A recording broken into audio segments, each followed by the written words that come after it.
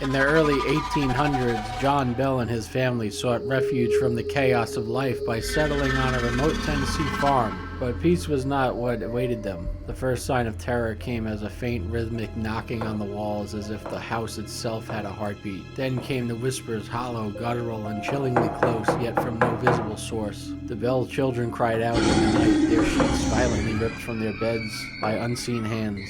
By morning, bruises would bloom across their skin as though they had been clawed in their sleep. Soon the torment escalated, doors slammed with shattering force. Disembodied laughter echoed through empty rooms, and heavy footsteps stomped overhead when no one was there. John Bell himself became the focus of the entity's malice, his face slapped raw by invisible forces, leaving marks that refused to fade. His health deteriorated as he was racked with fits of coughing and paralysis, as if the very air he breathed was poison. The entity identified itself as Kate, a witch who vowed to destroy him. Neighbors flocked to the Bell farm, drawn by rumors of its haunting. They witnessed horrifying phenomena. Chairs sliding across the floor on their own, flames extinguishing themselves, and Kate's voice, cruel and mocking, emerging from the thin air. "You cannot escape me," she'd hiss.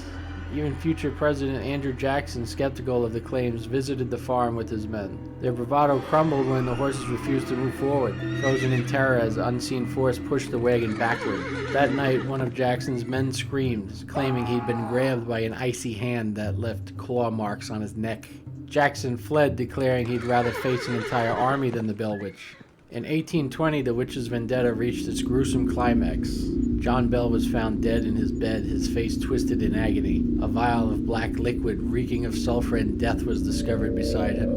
"I've won," the witch's voice reportedly cackled, echoing throughout the house. His family buried him in terror, only to hear laughter emanating from the grave for days afterward. To this day, the Bell Witch Cave near the farm remains a place of dread. Visitors report hearing Kate's voice, feeling icy fingers on their skin, seeing shadowy figures that just dart out of sight. The land itself seems cursed, a place where time stands still and terror lingers, a haunting echo of one of America's darkest legends.